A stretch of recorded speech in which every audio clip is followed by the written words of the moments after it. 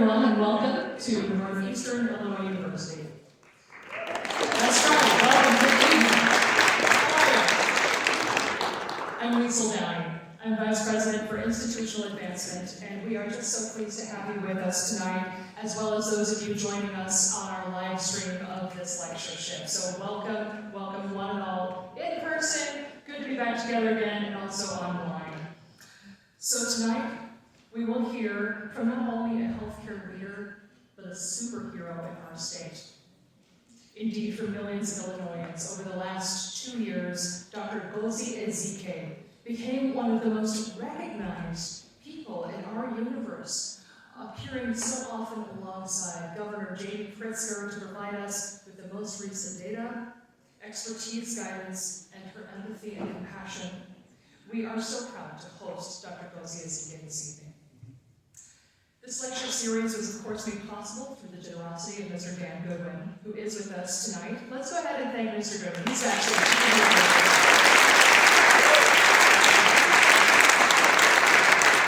Thank you all. So just a couple of housekeeping notes before we get started. Y'all, if you have one of these, please go ahead and put it on mute. You all know that, but it's good to remember. And also, we do have a brief opportunity for questions and answers with Dr. Ezike. So I can't see them right now, but perhaps you can. Right in the middle part of this auditorium, we have 2 different microphones. So you can go ahead and direct your questions there. Also, my colleague Lisa is going to be good enough to remind us when we're at about time. We have room for about 1 more question. Okay, so with that said, I want to introduce you to one who's been a leader of us here at Northeastern through the pandemic years and beyond and now.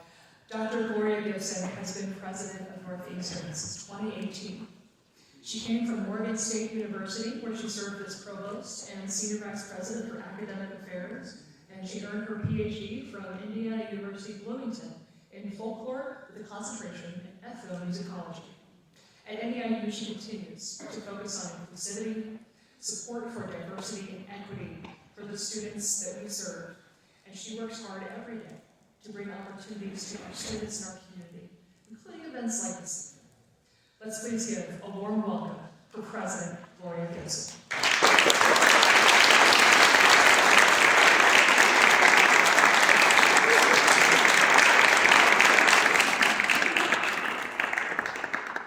Hello, Northeastern. Very, very happy to see everyone here.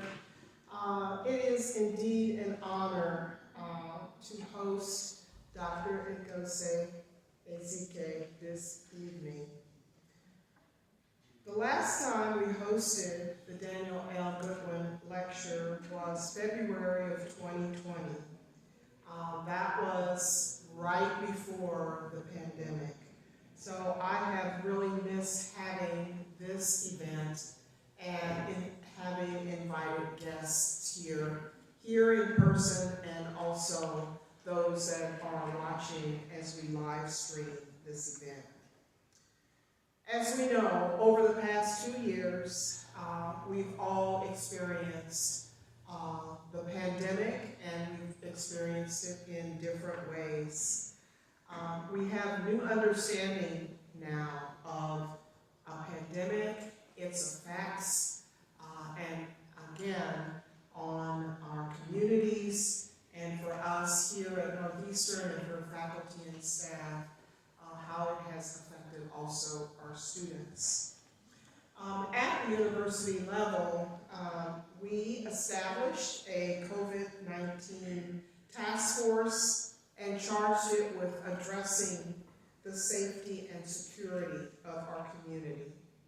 In a time of crisis, Northeastern Illinois University rose to the occasion, and I'm very proud of that. We remain strong, dynamic, essential institution of higher education. I want to thank all the members of our COVID-19 task force. I also want to thank our faculty and our staff and students in the audience for all that you have done over the past 2 years to keep us moving in the right direction. Can we give a round of applause?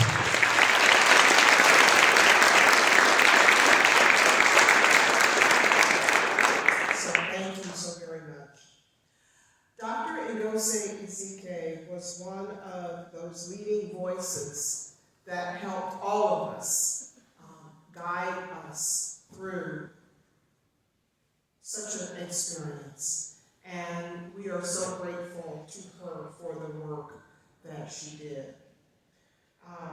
She was with us every step of the way, and I am so very proud that we can have her as our Goodwin lecturer this evening. I also want to thank Mr. Goodwin, who made tonight's lecture possible. Mr. Goodwin, as many of you know, has deep roots at NEIU. Not only is he a graduate, he has many accomplishments, including the very first student government president and the first alumnus to be awarded an honorary doctorate. He was the first chair of the Board of Trustees and is also the first person to make a multi-million-dollar gift to the university and to have the college named in his honor. At this time, I'd like to invite Mr. Dan Goodwin to give remarks, and thank you all for being here this evening.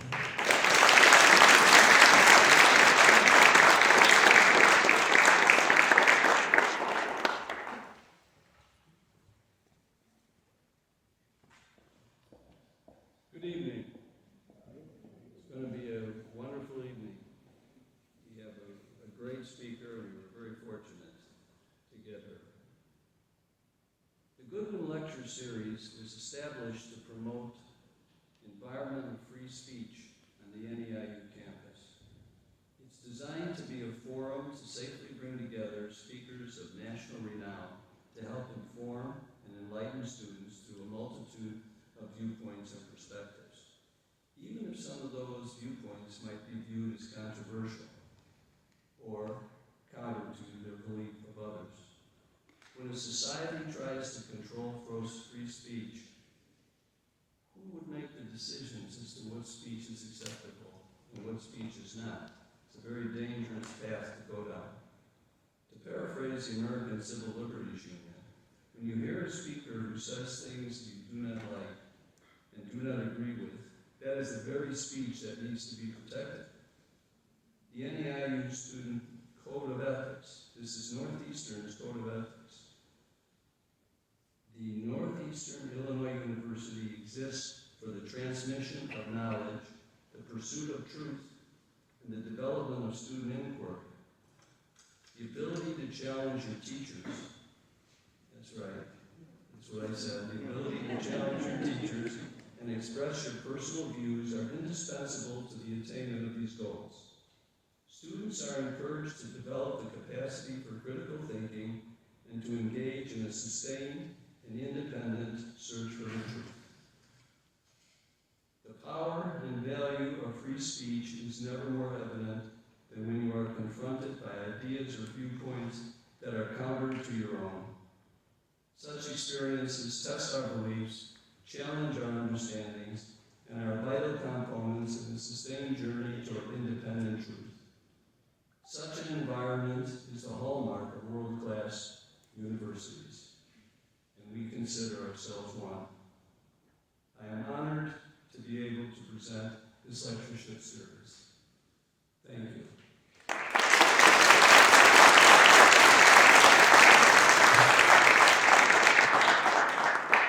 But I'm not finished. I'm really deeply honored to make this introduction. Dr. Ezike is the former director of the Illinois Department of Public Health, the lead agency in Illinois' response to the pandemic, one of the state's most vital and essential public agencies, with over 1,200 employees, 200 public health programs, and a budget of $2.9 billion. Dr. Ezike is the first Black woman to have led this agency in a 140-year history. Prior to leading the Illinois Department of Public Health, Dr. Ezike worked for over 15 years at the Cook County Department of Public Health, served as medical director at Cook County Juvenile Detention Center, as well as the Austin Health Center, and delivered inpatient care at Stroger Hospital. A graduate of Harvard University and of the University of California School of Medicine, Dr. Ezike is the recipient of numerous prestigious awards and honors and honorary doctorates, and is a national recognized leader and an expert in the field of public health care. Now, this introduction is greatly condensed from all the wonderful things she's done, and I apologize, but we don't have enough time to go through that extensive list of honors that she has received. So suffice to say, I am personally very honored, and I know all of us are honored and excited about the opportunity to hear her speak. Now it gives me great pleasure to introduce Dr. Ezike.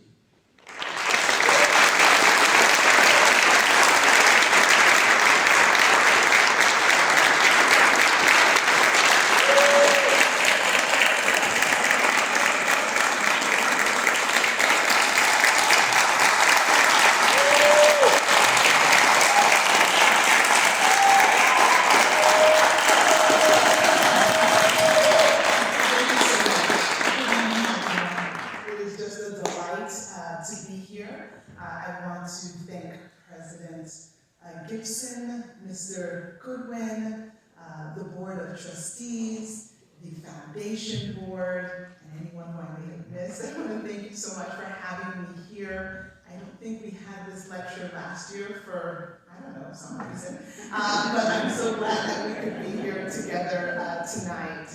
I wanted to talk about Hurricane COVID and the lessons that we have learned.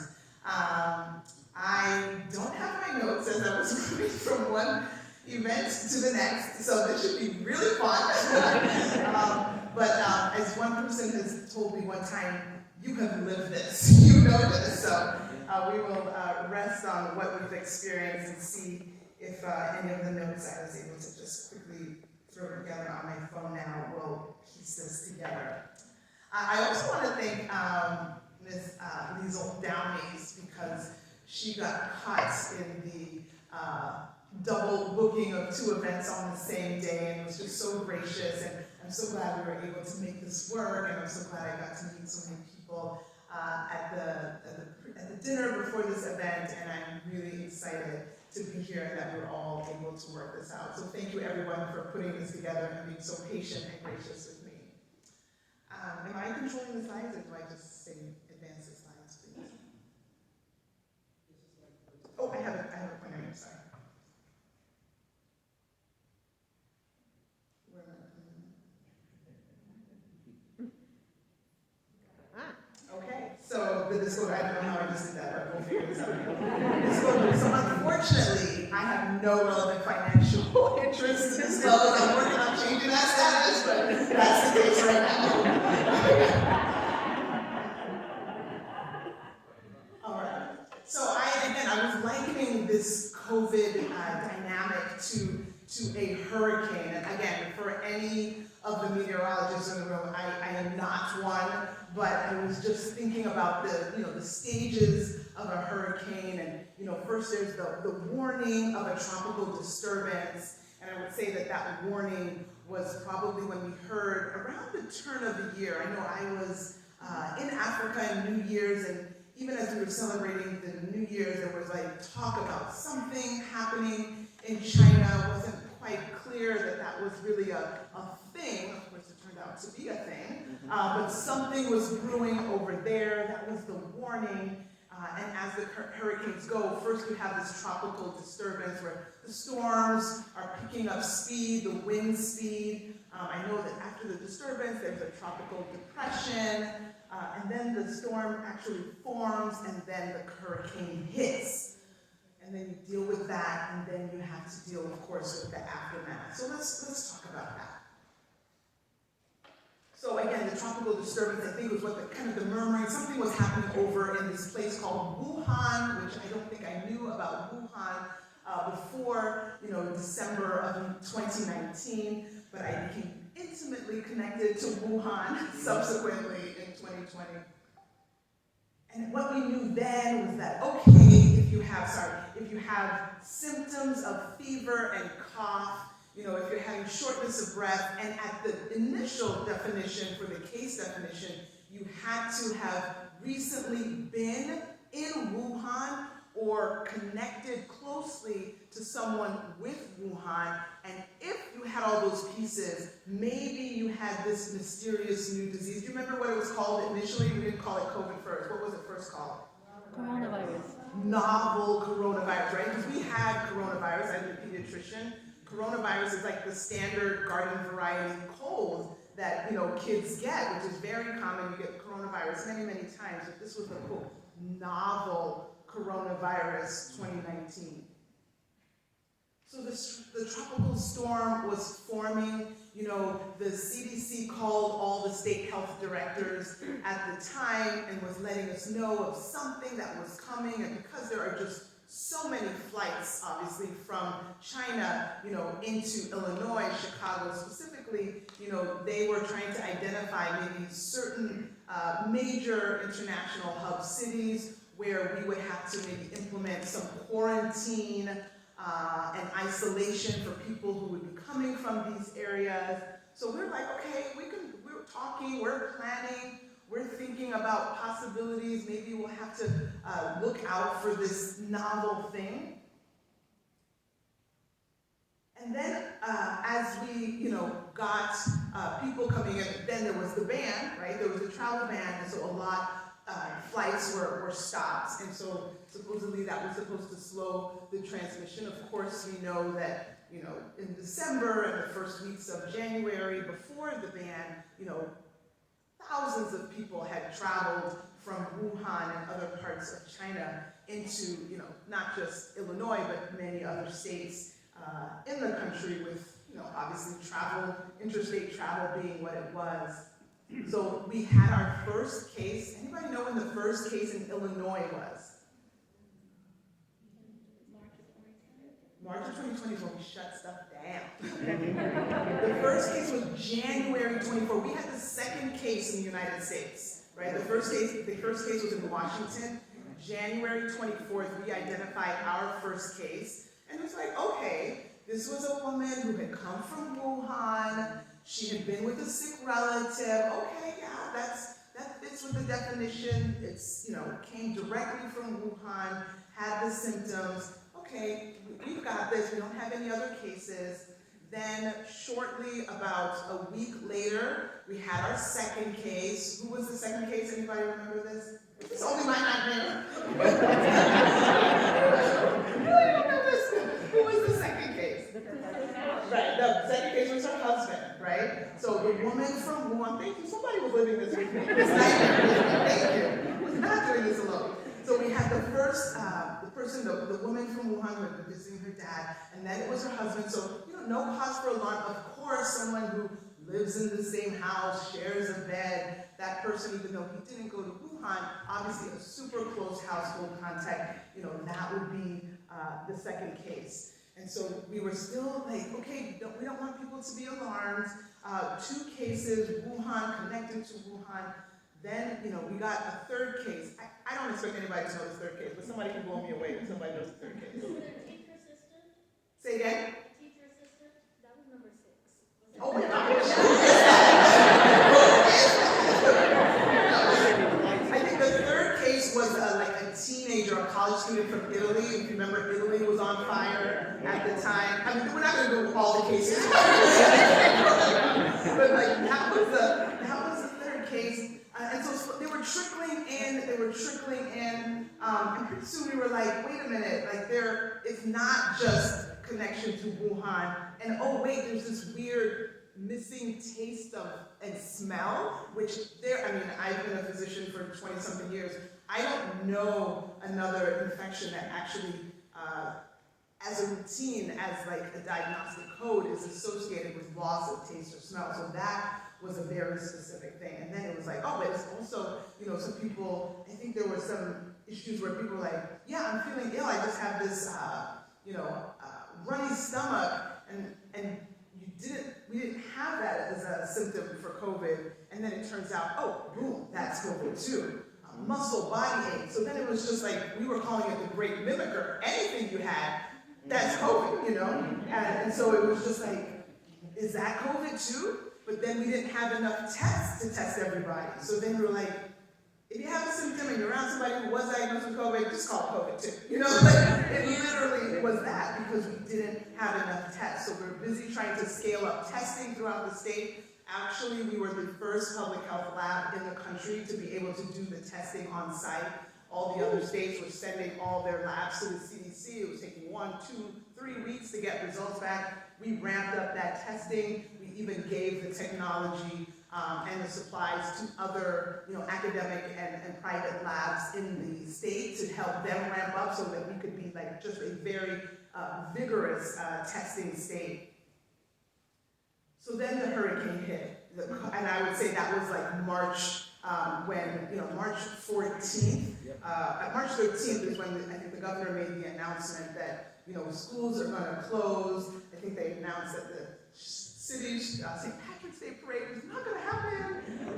So that's like, Hurricane COVID has touched down, right? And so I can't think of any time, and maybe people who have lived in Chicago longer than me or Illinois longer than me, that like just schools just closed. In fact, every state in the country closed their schools. Eventually, like we probably signed on, I think we were the second state maybe to sign on, but eventually every single state in the country closed their schools down for some period of time. Yeah, that was March 14th. I think the announcement was the 13th. This probably came out of the news on the 13th, and then it was published on the 14th, and not a coincidence that I resigned on March 14th, 2022.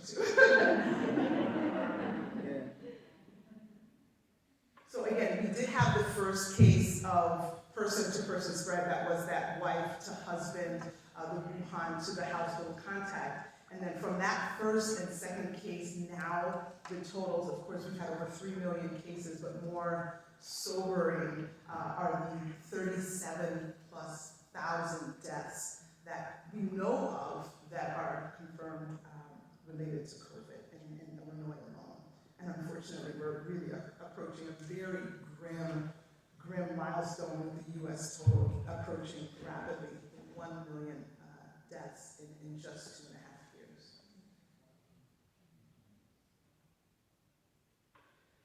So I want to spend more of the time really talking about, what we've learned, what we need to do with this mass casualty event that we have all suffered through together. And so as in any hurricane, there's the aftermath, I forgot to credit this. This is from dronedoctor.com. This was the hurricane in the Bahamas a couple of years ago.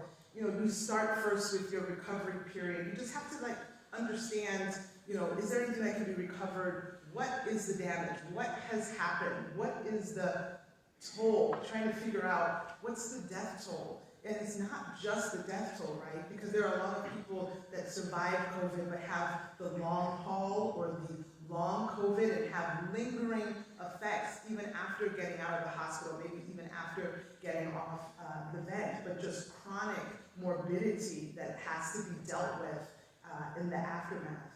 Of course, beyond the lives that were lost, we have the livelihoods that were lost. Our poor restaurants and bars, some of them obviously didn't make it. The financial ruin to so many, not just restaurants and bars, so many different businesses that were, obviously indoors and that had to be shut down, that just couldn't survive months of a shutdown. And then even, after that, just everyone, I don't think anyone's mental health is exactly the same.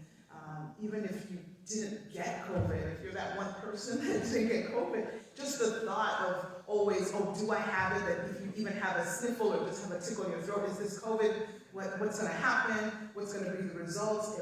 I don't think I have multiple risk factors, but I've heard of healthy people who have succumbed. Just going through that anxiety and that ongoing trauma of hearing things happen to people, having your just lives turned upside down, all of us are facing, just mental health issues that we need to collectively and individually address.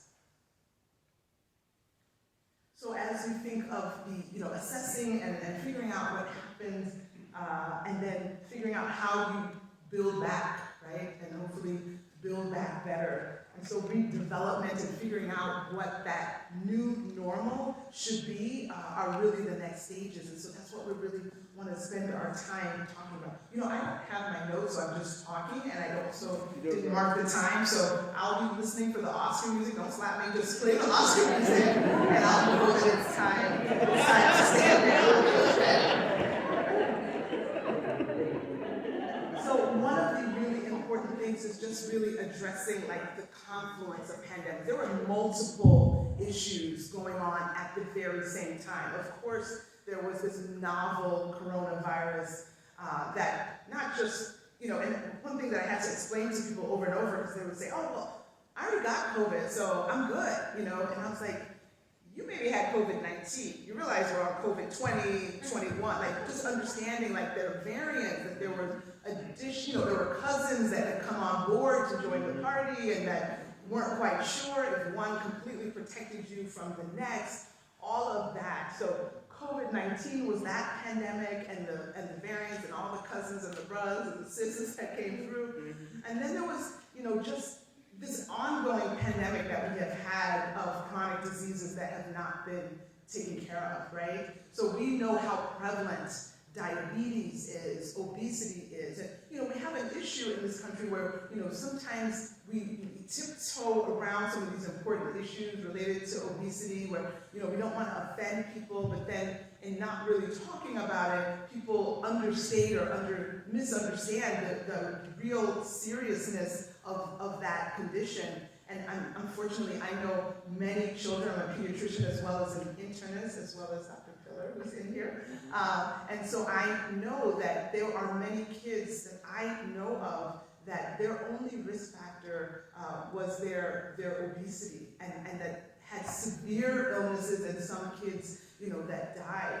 And so understanding how significant some of these risk factors are, and also understanding how these risk factors with these chronic diseases, how they are related to those social determinants of health. So you can't just talk about, oh my gosh, there's a lot of obesity and there's a lot of diabetes, without in the same sentence talking about it's also in someone in a community where they don't have safe spaces to play, that there aren't green spaces where people can run, where it's not safe to be outside on the street to exercise, where there aren't grocery stores with actual fresh produce where people can eat healthy to try to combat diabetes. So having all of those conversations at the same time is the only way that you're going to address the pandemic of chronic diseases. At the same time, we had the George Floyd murder, that brutal witnessed video, which to this day I have not watched. But and I struggled, this was an important marker in history, and I mean, there were 65 different countries that had protests in support of Mr. Floyd, and I was like, okay, it's a pandemic, oh my gosh, but lots of crowds, that's bad, but I'm a Black woman also, but this is a public health issue as well. And so I was struggling. I wanted to be a part of this. I wanted my kids to be a part of this. And so I was scouring the newspaper and found a COVID-friendly march. And so they said it was going to be a silent march, but it wouldn't be yelling and chanting. It was just going to be a silent march, and that they would just walk the streets and be distanced. And so I was like, kids, I found the place that we were going to go to, and we made our signs, and we wanted to be part of this important movement. So this was an important thing that was happening at the same time. Mental health and burnout, and not just for nurses and frontline workers in the hospital, but people in grocery stores, people who were driving our buses and trains. Just a lot of people were constantly exposed and getting ill, and just a lot of burnout in so many fields, and just from all, this completely traumatic event that we were all undergoing together. Then we had this whole whole other pandemic of misinformation. And I mean, you know, Nicki Minaj sends something out, and then everybody has heard about, oh, the vaccine will cause you to have testicular damage for the rest of your life, and just trying to have the public health people chase behind and say, no, no, no, no, that's not true. Like, it just, that message doesn't get quite as far as some of the other messages. So that was a very significant, you know, pandemic of its own, this pandemic of misinformation and myths. The labor shortages, the mistrust of governments, the history of Tuskegee, all of these things just formed this confluence which grew everything. So what can we do? So in the aftermath of a hurricane, it's very important that you just assess the things that worked and the things that didn't work, because of course you do have to go on and prepare. Hopefully, not too soon, and not in the too near future will we have something similar to this, but there will be other challenges, and so we want to think about things that we can do to, you know, level the field, to try to make things better should something come again, try to, you know, document things for the next event so people can learn from what we did right and or wrong. And at the top of the list, I say that politics and pandemics are oil and water, right? Politics and pandemics just don't mix. Illinois, 6th largest state in the country, 12.7 million people, but this very complicated mix of urban, suburban, rural. Most of the state is actually rural, which is really hard when you're sitting, you know, in Chicago to appreciate that. But in this role, I've had really the blessed opportunity to travel throughout the state and see, you know, completely rural communities, agrarian communities, the things that, areas that don't look anything like Chicago, and understanding that a lot of the politics determined how people saw the pandemic, as if there was, I think the only connection is that they both start with P, but instead it was absolutely forming people's complete view of the pandemic. You know, if it was a hoax or not, if the vaccines were useful or not, if masks were a thing or not, all of that. You could almost just go into a room, and whether somebody was wearing a mask or not, you could tell how they voted in the next election. What should that have to do with anything? Like, you absolutely could do that. And so unfortunately that cost a lot of lives. And that, to this day, just thinking about that and saying that just hurts, to think about lives that didn't have to be lost. You know, we actually have lost more lives after we've had the vaccine than before. Just simmer on that, right? And so just the thought of having a life-preserving tool and people saying, no, I won't take it, and suffering sometimes the fatal consequence has been just a very, very tough pill to swallow. There's the issue of, and I've talked a lot about this, and so I'm refining when I say science literacy. Like, everybody is not going to understand, you know, spike proteins and, you know, B cells and T cells and primary immunity and secondary immunity. That's not what people need to understand. The layperson doesn't have to go into all that. But we all need to get that the reason that kids, like half the kids don't die before the age of 5 is because of vaccines, right? We need to understand that why you don't have kids, you know, jump roping with metal braces on their legs is because our kids don't get polio anymore because of the vaccine, right? Measles has been around for centuries, but because of the measles vaccine, you know, you don't have, I do know, I have a tennis player, I'm an avid tennis player, and my tennis captain, her brother is deaf because he had measles as a child, right? Because we didn't have the measles vaccine till around, was it the 1960s, right? So before then, like, everybody got measles, and sometimes with very serious consequences. But the reason that we don't have those serious consequences as prevalent anymore is because we have the measles vaccine. smallpox was essentially eradicated from the world because of the vaccine. So that is the literacy that everybody needs to have. And I'm thinking, you know, as I think about how do you do this better, how do we prevent something like this happening again, I'm thinking, you know, you need to have, you know, the schoolhouse rock when they say, I'm just a bill, yes, I'm only a bill. And you learn the whole story of like how, you know, how a bill comes to be a law from the, you know, the, what's it called, Schoolhouse Rock? And like you need something like that to talk about vaccines, because when I took the job before COVID, right, there was a time before COVID, when I took the job in 2019, you know, I came into measles outbreaks in the state. Not because there were no vaccines, but because vaccines work so well that people were just like, yeah, I don't really want that for my kid. I can choose, and I don't want that, and I'm just gonna eat, you know, food from Whole Foods, and that'll do it, right?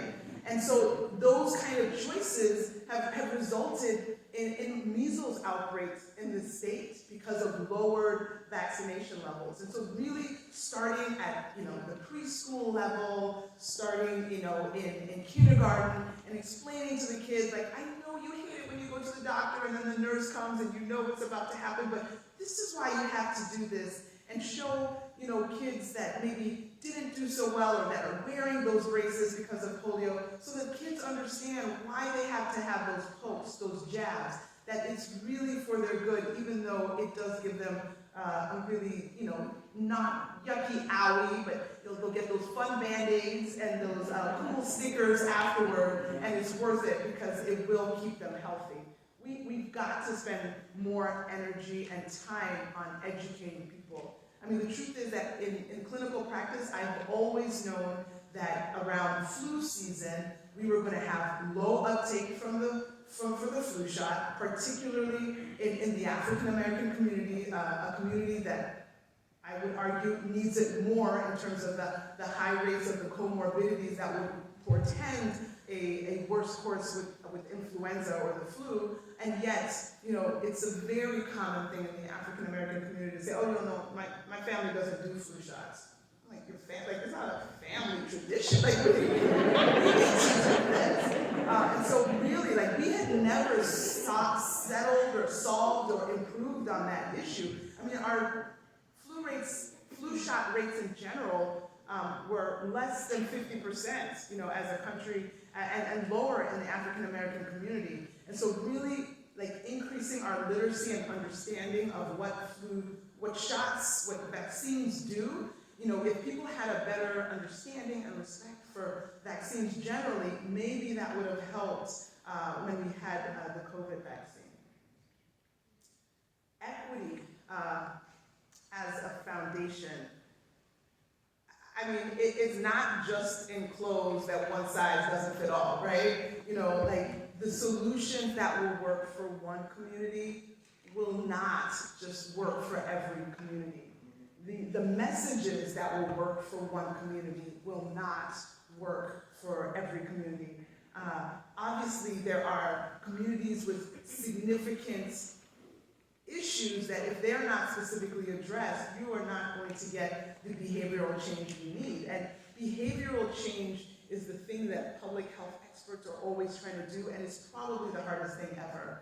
Trying to get people off of their barriers and you know, get 10 or 12,000 steps a day, you know, trying to get people to quit smoking, you know, back when that was a thing, getting people to put seatbelts on to be in their car, like, that was a thing. And people push back on that. So none of this, you know, pushback against, you know, things, you know, new changes that public health, you know, promotes, none of that is new. And actually, if you think back to, well, I don't think anybody was here, think back to 1918 with the last pandemic, you know, I pulled up articles where, you know, they had mask mandates in place, and then when things subsided, you know, they relaxed the mask mandate. And I remember in San Francisco, like, you know, they had these successive waves, and then they had to try to put the mask mandate back in place, and people protested and were in the streets and were like, I'm not giving up my freedom. And I'm like, whoa, this is deja vu, right?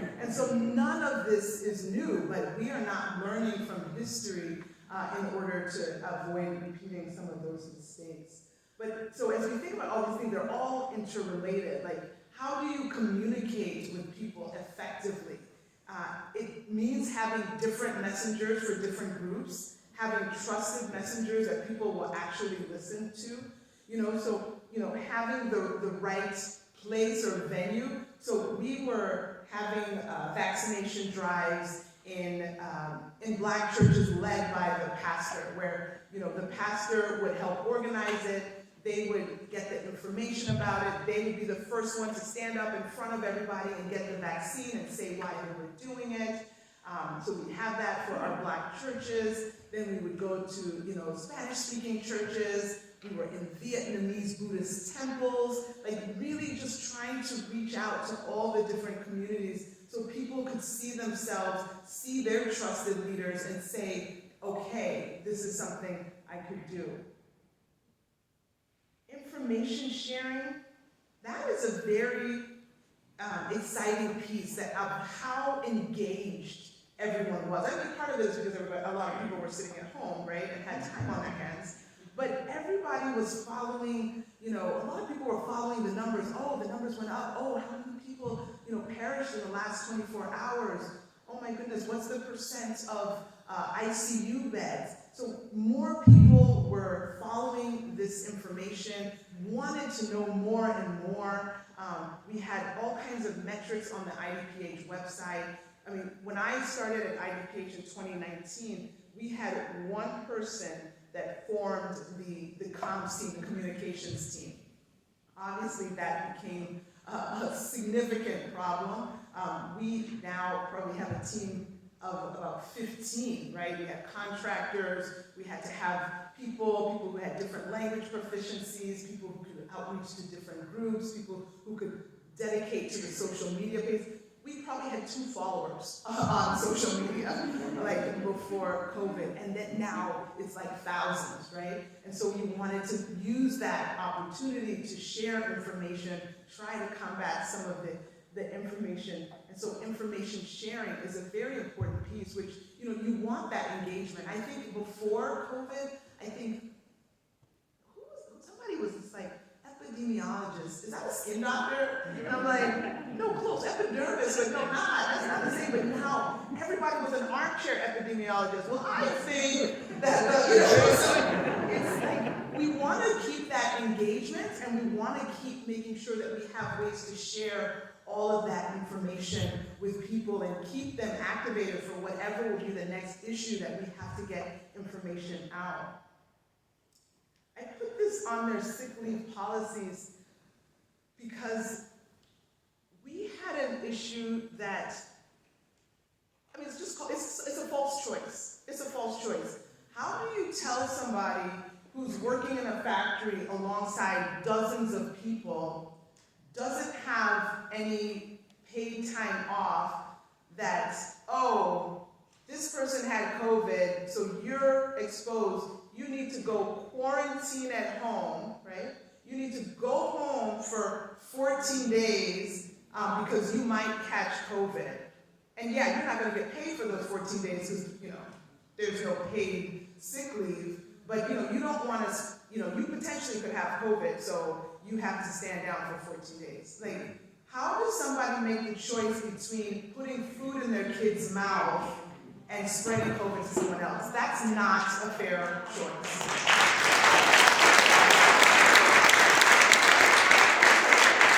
So when you think about putting people in that situation, I'm sure a lot of you were not in that situation, but if you had to make that choice, I think you think about feeding your kid every time, right? And be like, oh well, to the possibility of you having COVID or spreading it to someone else, the fact of maybe being evicted because you can't make rent because you lost 14 days of pay. Like, you cannot create a situation where people have these false choices. And honestly, it's similar for our friends who are like in the restaurant industry or any industry that got shuttered. You're telling them, shut it down, just shut down your livelihood without necessarily, taking care of them on the back end. If you told all the restaurants, shut it down, but we will, the government is going to cover everything something for you. So, like, they would participate. They would have vaccine drives outside their house, right? Like, it would be a partnership. And so really thinking about how, what policies will help people support public health as opposed to, shun it is really important, and really trying to fix some of those policies that we see are a problem before it could come up again. And then really thinking about collaboration and partnerships. Like, who was not affected by COVID? Like, everybody was a collaborator, everybody was a partner. I mean, my husband is the avid golfer, but I was, on Zoom calls with the PGA leadership because they were trying to make the argument for having an event in Cook County, a golfing event. Like, only 5,000 people. I was just like, yeah, I don't think that's gonna happen, but it was like all these conversations, talking with the professional sports teams, talking with schools, talking with businesses, the chambers of commerce. Of course, our natural partners are the other local health departments, hospitals, people in the scientific fields. But I mean, I was meeting with sports coaches, trying to enlist their support so that they could, encourage vaccination for their coaches, for their players as it was appropriate. Like, everybody was a partner. And so I worked together with so many people, at IDPH. We just had so many meetings with everybody, and it was like such a great example of teaming, of working together across sectors, across lines. And so as you think about those incredible partnerships, you don't want to say, okay, COVID cases are down, bye, I don't want to talk to you anymore. Like, we need to keep up those relationships because there are so many other issues that we will tackle better, more effectively, if we keep up that teaming, if we keep up that cross-sector collaboration. And then not leave out higher ed, because higher ed was a big part of this. We had lots of universities that were promoting vaccines, that had vaccines in their student health centers, that required it to try to help get those numbers down. So again, every single sector, was a partner, and we have to continue that collaboration and partnership and have everybody seated at the table to make sure that we get the most robust solutions to these insanely complex problems. So we talked about the politics of COVID and how they don't mix, right? Yeah, so, we had the variants were, that's like, the wild part, right? So you're telling people that, this COVID-19, it does this, and, at first, we didn't even know initially that you could spread it before you had symptoms, right? And so just understanding how science works, and that when a novel virus comes on the scene, you don't know everything about it. And it's from looking at what happens to people, looking at, illnesses, looking at how it spreads, who gets sick from whom. That's how you uncover the properties of the virus. And so, when I look in, in my medical book, like, measles was in there, but I graduated early enough that West Nile virus was not.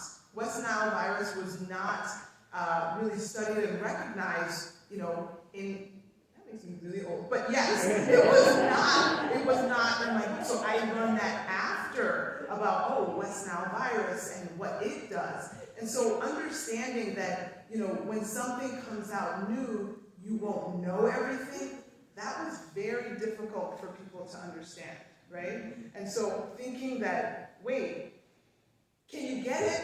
Can you get it from someone, who's not coughing? Yes or no? Like, you just want to know. It's like, we don't know. Like, what do you mean we don't know? Like, that's your job to know. It's like, that's the process, right? Like, we are learning this all together. And that was really hard for people to understand, and so one study would come out, and definitely our scientific community was just on fire. All across the world, people were rapidly putting out publications and preprints to try to share the information that they had, surmised in their area, in their neck of the woods. And so, it's not one article comes out and then that's the gospel. You need confluence of articles that say a similar thing that suggests that, okay, maybe this is the story, And so really asking people to have patience. I remember so many times standing with the governor saying, we have to be patient. And it's hard to be patient when you're so anxious and you are watching people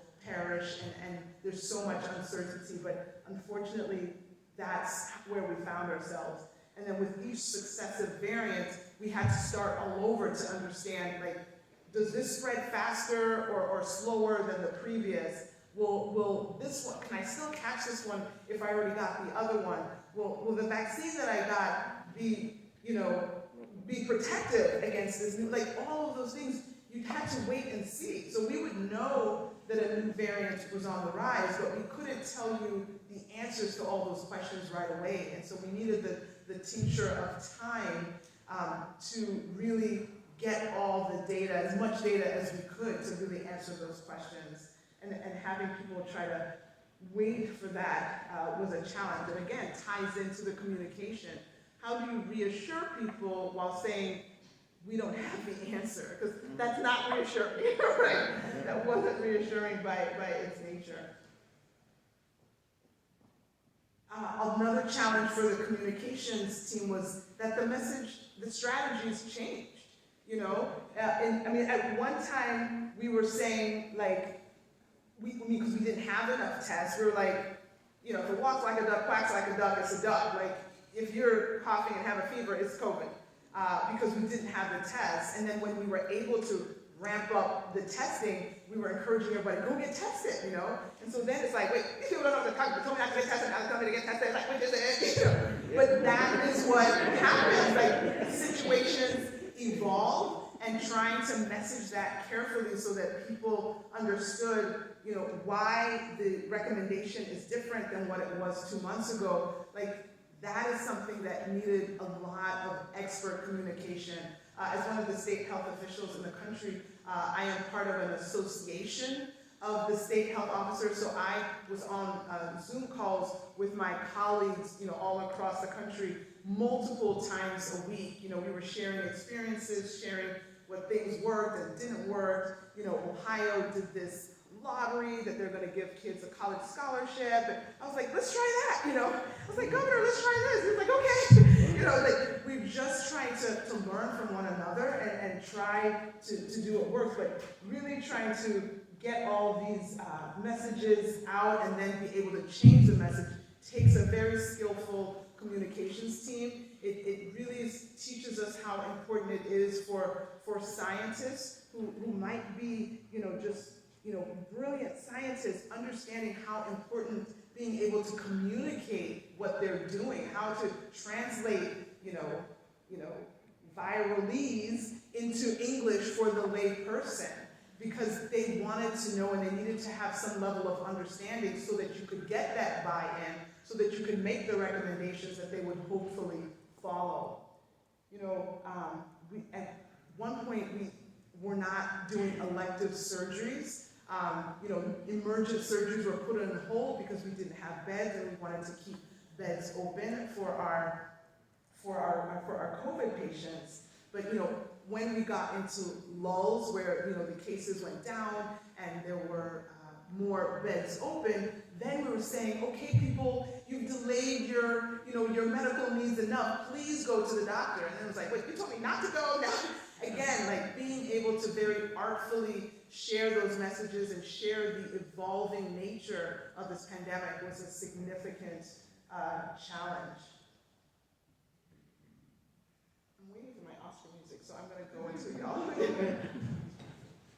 Again, the data analytics, we talked about how much, we had never seen so much traffic on our website, and there were continually additional requests to put more and more information out there. We want to know what's happening with the nursing homes, we want to know what's happening in the schools, we want to know what's happening in the hospitals, we want to know what's happening county by county, we want to know what's happening by the region, we want to know by the, all these requests for information. And so having a data informatics team, and also we had to expand our webmaster team to be able to update this information every day. And so at public health, at the state health department, we had people that, so many of us worked every single day. There was no such thing as a Saturday or a Sunday because things were being updated every single day. And you had to collect that information from the different hospitals to know how many new people, I could tell you on any given day how many people came into the hospital over the last 24 hours with COVID,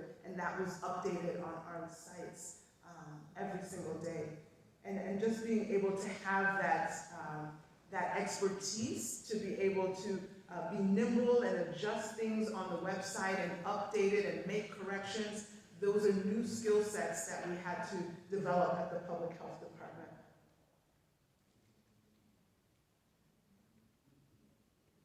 One thing that I think was an important tool that we in general need to keep up that kind of thinking is that we had this ambassadors program. And what it was just finding ordinary people, the soccer coach, the teacher, the pastor, the stay-at-home mom, anybody who was willing to use their personal social media to share IDPH information, right? So even though we had more people than we'd ever had in terms of thousands of people following us on IDPH, we got 12.7 million people, right? And so to try to reach more people, we wanted just everyday people to put information out themselves. And so, we had these ambassadors, people would sign up. We had, almost 1,500 people. They were like, I'll sign up, and they would agree to come on to these Zooms where we would give them a little bit of information, because the idea was that you're putting out some of these infographics and some of this information, and that might spur a conversation online with one of your friends. And so you wanted to have a little bit of information so that you could further that dialogue, and most importantly, refer them to some of our trusted websites. Not the website that says, vaccines have chips in it, but the ones that say that they actually are effective and that 90% of the people who are in the hospital are people who were not vaccinated. And so it was really a great partnership with these regular people who said that they would put that message out, and so started that conversation. And sometimes having someone in your circles, put out a message saying, "Oh, go get your vaccines here, they really save lives," then you'll be like, "You're about that vaccine stuff, really? Like, we're not supposed to get that, right?" And then you start that conversation, and that's a much different conversation with a friend of yours than hearing this lady that's been talking to you for 2.5 years, and you're like, "No, I don't believe you. You work for the government. You're paid to say that," right? So really using that tool was an important piece, and I think that going forward, I think the public health departments, whether state or local health departments, need to continue to have this relationship with these ambassadors for different topics, to keep putting out important information, to keep educating those ambassadors so that they can be our hands and feet and mouth in the community. And the amount of information that they were putting out, there was so much, right? First it was just about, maybe getting tested, what is COVID-19, vaccines are coming, who can get it, we had the, priority group, 1A, 1B, 1C, 1X, 1G. It was a lot. People were like, well, am I up? Am I not? I'm 64 and a half. It was just a lot, right? And so trying to have people understand that, and telling people wait, there's not enough for everybody. It's coming. Wait your turn. There was just a lot. And so those ambassadors able to share that information, as well as information on where you can get tested, where you can get the monoclonal antibodies, where are the oral pills that are out there that people can take if they test positive now. And of course the basics about, the 3 W's, washing your hands, watching your distance, and wearing a mask, or the 3 M's in Spanish, mantenga su distancia, lava tus manos, usa su máscara, really trying to get that. So we had people who represented different languages, different parts of the state, and that was an important tool that I hope that we don't lose. Okay, So collaboration platforms, again, that who hasn't been on Zoom, WebEx, Teams, StreamYard, I don't know, there's so many platforms, and we use it for work, we used it for, religious meetings, we use it for social meetings, we use it for healthcare, we use it to expand access to limited resources. I'm thinking about endocrinologists who were able to just get on a Zoom with their patient, and then they could just review their sugars and talk about, okay, what were your pre-meal sugars, and maybe, what were your post-meal sugars, and be able to adjust their insulin or adjust their regimen after having this, electronic, this virtual connection, as opposed to that same patient maybe having to take 2 buses, walk 3 blocks in the rain, snow, whatever, to do that same thing, right? And so those are the kind of things that you want to save, in the aftermath, and think about, wait a minute, we don't want to lose that. That was an efficient way to do this, and we need to think about which things we want to keep those collaboration platforms for, and definitely when we think about the pandemic of mental health and all the trauma that we're individually and collectively facing, we know that there aren't enough mental health specialists throughout the state for everyone. And so using telehealth to be able to reach more people, to maybe even do some group sessions, that's definitely something that we have to be looking forward to. So again, the partnerships, everybody was a partner. We talked about all these different groups and how they all work together in the pandemic, and we just don't want to lose those collaborations as we try to tackle so many more problems that we know still exist that we need to work on together. So, that is just my little run of where we've come from to over the last, 2+ years, almost 2.5 years. Again, I am not in the role now. I did separate last month, but it has been really helpful to be able to think through what we did, why we did it, how we did it, and what we need to do going forward. And even, as we move into other issues that we need to tackle, there are quite a few lessons from the aftermath of COVID that we need to take from, to hopefully not repeat some of the lessons from the past, and hopefully do things better for new problems, old problems, and whatever pandemic awaits us, hopefully not right away. So with that, I'd like to say thank you for your attention.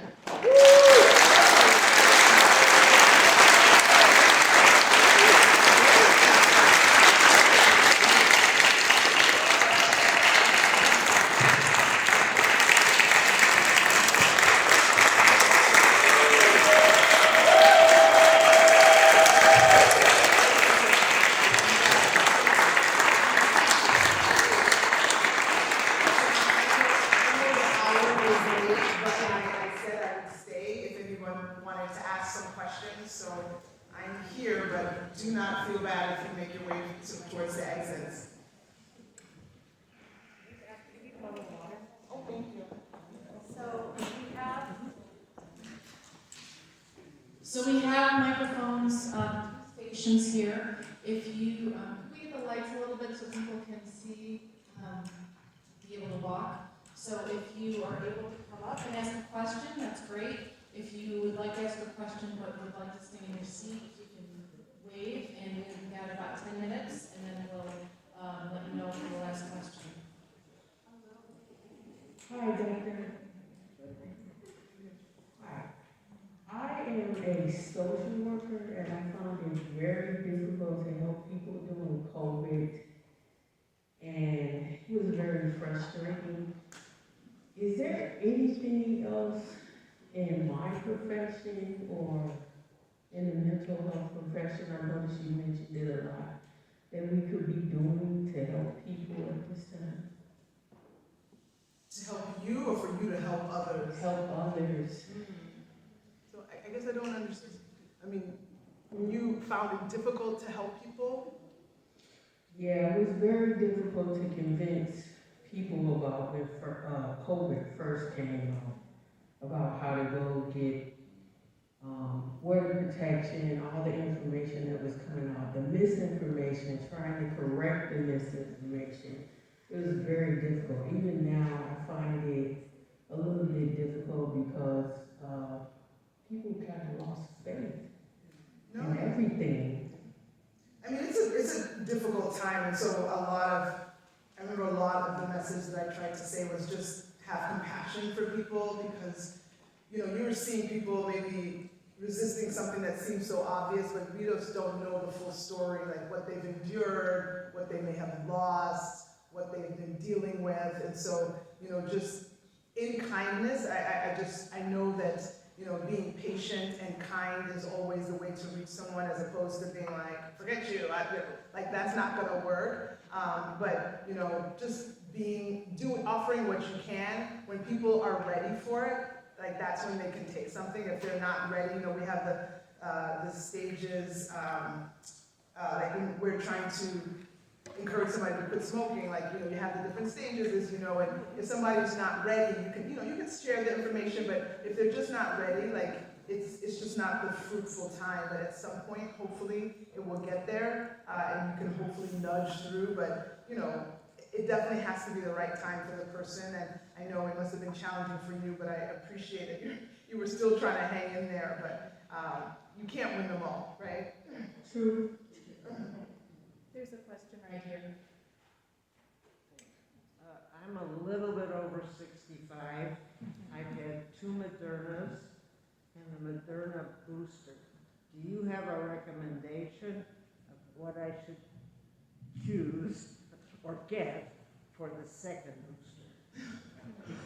So nothing can replace the advice of your doctor.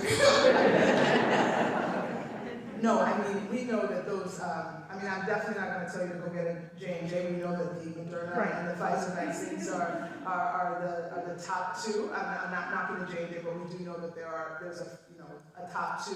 I think there's nothing out there that would say that you should get one or the other. I think, whichever one you choose to get, either the Moderna or the Pfizer, that would be great protection.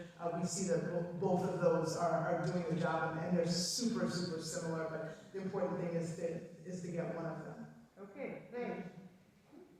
We'll take that question next. Thank you, Dr. Ezike. First of all, we got a lot of great information and advice from you and other public health officials, so thank you very much for providing the wealth of information that you did during the crisis over the last couple of years.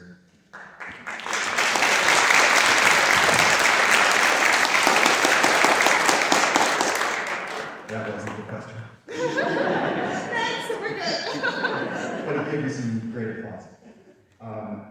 I was originally going to ask why we didn't learn more from the 1918 pandemic, but I decided to change it into a slightly more positive one, which is, in light of what we've experienced over the last 2.5 years, is a playbook being created for the next pandemic? I realize you had a lot of great learning lessons, but my suspicion is this isn't going to happen every 100 years like it has been. It's going to happen more often because of the way people travel, the way we do things. Is a playbook being created either at the domestic level, international level, and how is that being created? Yeah, great question. So of course there are, the AAR after action reports. Again, I'm not with the state now, but I know that process is being undertaken. There are consultants that are helping kind of put all the pieces together, even as we're not completely out of it, but starting to, get those pieces together to document it. I know there are lots of people in different roles who are, putting their thoughts together, maybe in individual books. I should write a book, right? And so, it needs to probably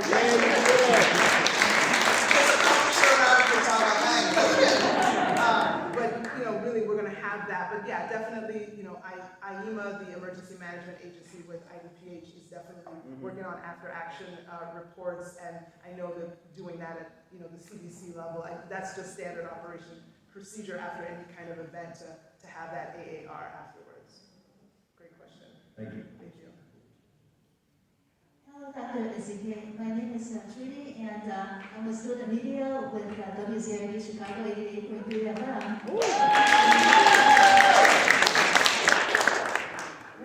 is the definition of the end of the pandemic, or when does the definition begin of COVID being a regular disease? Great question. It ended for me on March 14th, 2022. I think, yeah. And different people will give you a different definition for that. I mean, I think people kept wanting to say when it takes the number of lives that the flu does, and it looks like the flu, since flu is something that we've been managing and dealing with and not shutting schools and life down for, and we're not at that level. But because even the therapeutics that we have, a lot of contraindications, a lot of people that can't use it. So I think, more therapeutics, maybe even second generation vaccines that can last longer, that don't need to be re-upped every couple of months. I think those coming on board might help us get to that. For sure, there's never going to be a day that, you put a flag in the ground and say, like, COVID is gone. Like, that's not going to happen. I think what we're thinking about is something that is maybe seasonal, where unfortunately maybe in the winter, similar to flu, you might see some of those spikes.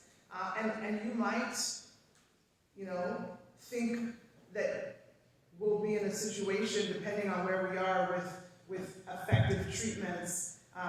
And also, we have to remember that we don't quite fully know, like, the long COVID. So you might say, yeah, well, I got COVID, but I'm not that bad. But if 5 years from now we're seeing, like, a lot of crazy stuff as a result of having COVID earlier, that's going to change how we think of it. Like, that might make us think, oh, every winter when we have these COVID surges, we all just go back into our masks because we don't want to deal with that virus and the long-term effects. So that might be like a whole culture behavior change that we take on. But I mean, COVID will never be eradicated. And again, with these variants, we don't know what kind of variant could come out next that could really change our whole concept of what COVID is and what it does. So unfortunately, it's that being comfortable with the uncomfortable I don't know. Thank you so much. Thanks for the question. Hi, doctor. Thank you so much. I love the talk. I work for a doctor's office, and the pandemic has completely changed every part of the job. I was wondering if you can share with us what you think is the most positive impact of the pandemic and what negative impact the pandemic has had on healthcare. I know that's a pretty broad question, but I'm looking to see about the positive aspects of the pandemic as we move on. Yeah, thanks for that question. So I talked a little bit about the positive aspects in terms of thinking of how you can use telehealth to reach more people and to stop, to maximize people's resources and maybe not have them come in when you can have a really effective visit without being face-to-face. What are some of the other positive aspects? I mean, I think the engagement with public health and us trying to appreciate what public health does. Like, nobody thought about public. If anybody can name a public health director before me, like, nobody was thinking about public health, period, right? But public health is so critical, right? And so hopefully a positive effect is the understanding of how critical public health is and how we really need to focus more dollars on public health instead of focusing it on people in the hospital and in the ICU. Why don't you keep them out of the hospital, right? And that's what public health strives to do. So I think that's important. And then of course, I think we already know, like, a lot of the bad things with what the pandemic did to healthcare.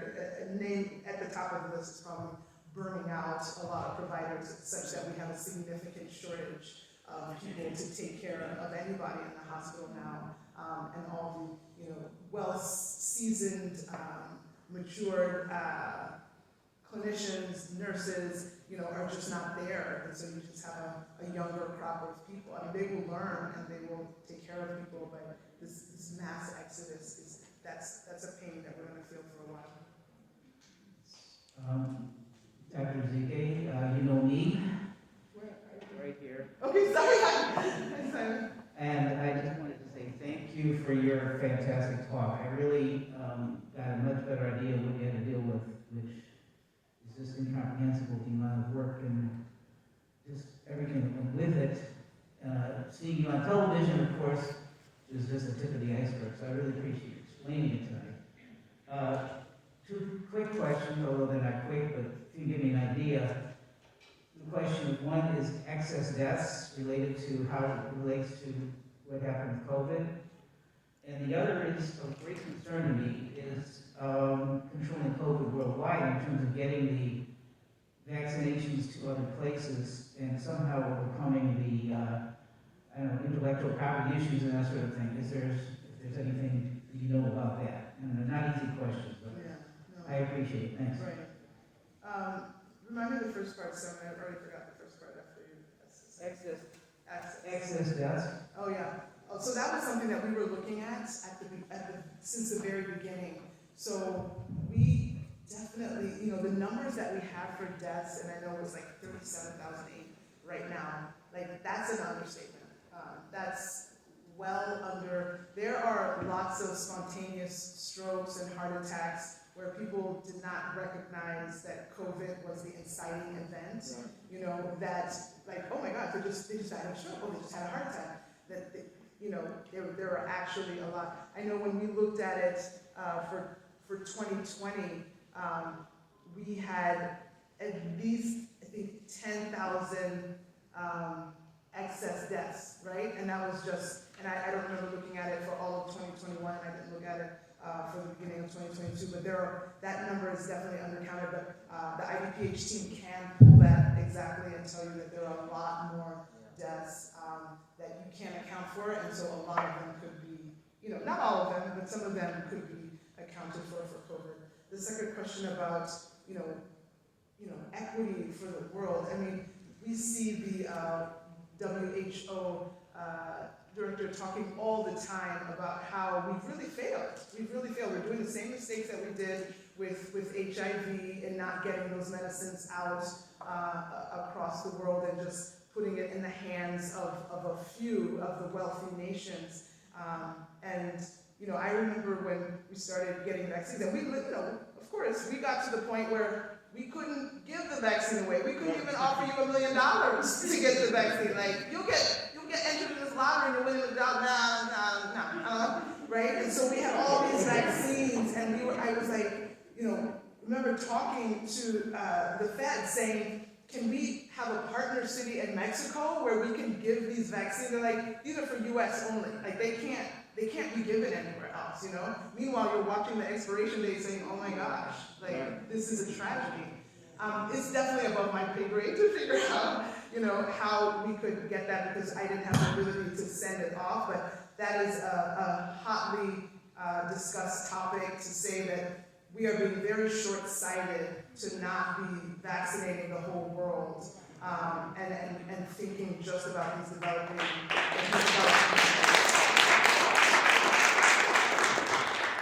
Hey there, I'm a person who watched you on TV. I lost my job right on March 14th, 2020. Hospitality worker, completely wiped out on the hospitality industry. But so it was so great to see you on TV every day when you came on. We really look forward to your messages. My name's Meg, and I have a husband and a boyfriend right now who is happy that he finally got the Johnson & Johnson because it's like a one shot. But he keeps getting conflicting information about even getting a booster because he doesn't seem to have any information. And I know he's looking at his co-workers, they were essential workers. I just don't know how to address the fact that I want to say, please go get a booster.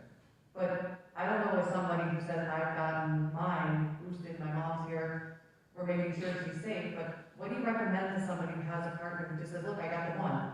What do you think? I'm done. What do you want to do? Yeah. No, great question. So you have a husband that got vaccinated and a boyfriend? Like, what do you It's been a broken relationship. It's been super. No judgment, Ron. No judgment.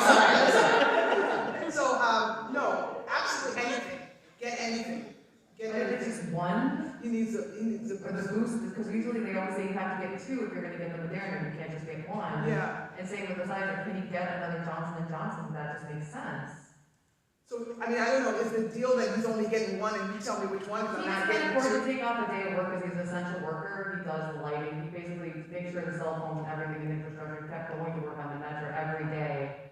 Here in the city of Chicago, everyone else is staying home. He still had to go to work because they were the fact that they were telecommunications had the thing he had to take with him on the train. He's saying, I am allowed to be on this train.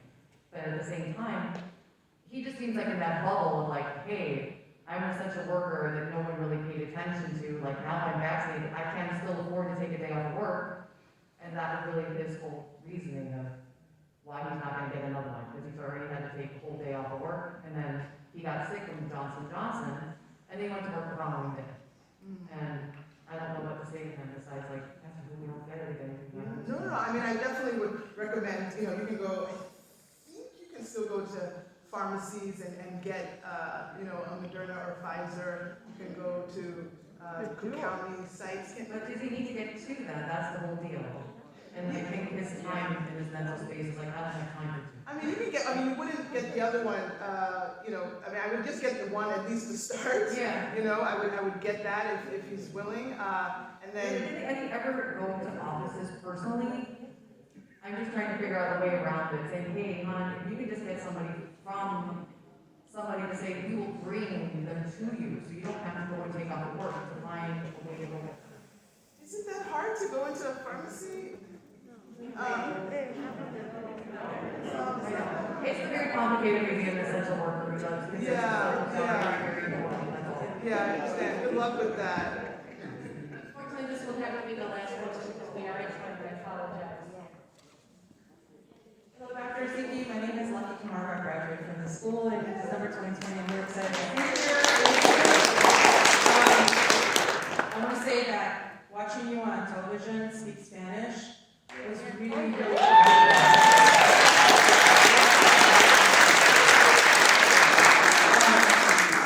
it was an acknowledgement that people outside of English speakers exist, and that was fantastic. So that's number one. Number two, I think you touched on something really important, that the disinvestment of public health has been ongoing for a very, very long time. And this pandemic cracked it open, and so we were at a deficit. People were not getting paid very well. And so my question is, were there discussions about the reinvestment of public health, really, really pushing it forward and straying from privatization? And then the second thing is, technology is great, but I live in a neighborhood where a lot of people don't use computers proficiently, and so a lot of our vaccine events was pretty analog. It was writing on sheets of paper people's information, and so that's still really important, because what I've learned in this school taking economics is that efficiency does not equal equity, and so you either have one or the other, and so I think it's important to have redundancies just to make things equitable, especially for communities that have been historically marginalized. Thank you. A lot of great points there. So, addressing the last one first, you know, yes, I know in some places where maybe people don't have access to technology, you know, that's the reason why the call center was there, so that people who couldn't do online and sign up and register online could just talk to someone, and that person could set them up for appointments. We were very intentional about having that statewide call center for people who might not be able to log in or dial in or be able to figure that out.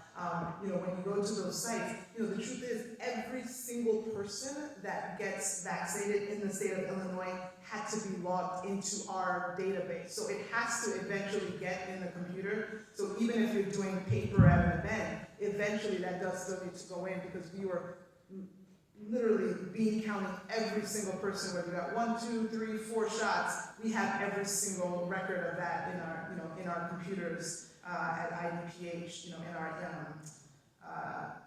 immunization registry. Thank you for your comment about the Spanish. Like, we obviously know how important that is, and that's why, you know, I think before COVID, I had reached out to like Telemundo and Univision when we had the vaping problems, because I wanted to reach out to those, you know, to those communities to make sure that they knew what was happening with the illnesses and deaths around vaping. And so the Telemundo Univision people knew that I spoke Spanish, and so when we started doing the press conferences with the governor, then they would come afterwards and be like, okay, can we ask you, I know you speak Spanish, I remember, like, come, I want to ask you a few questions, and so then it was like, well, if we're gonna do that every day, like, we should just incorporate it, and that was so well received that we can't go back, right? Like, we understand how important that is. And the truth is, like, that's the number 2 language after English in the state. I think number 3 might be Polish. And so, we definitely need Polish messengers. We need spokespeople that will carry that message, to that community. We needed it to be in any community because this was literally a matter of life and death. And to have somebody say that they just didn't know about it because it never came to them, like, that would be on us. So I'm glad it was so well received, and we've learned how important that is, and that's not something that we can really turn back on. Thank you. Thank you.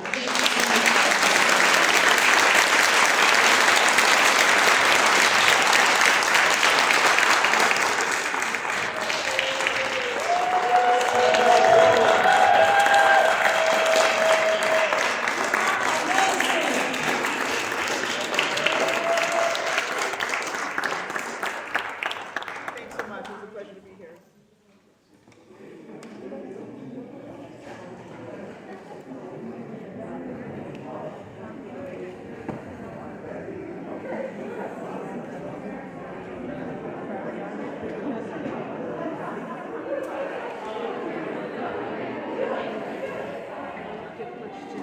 Thank you so much.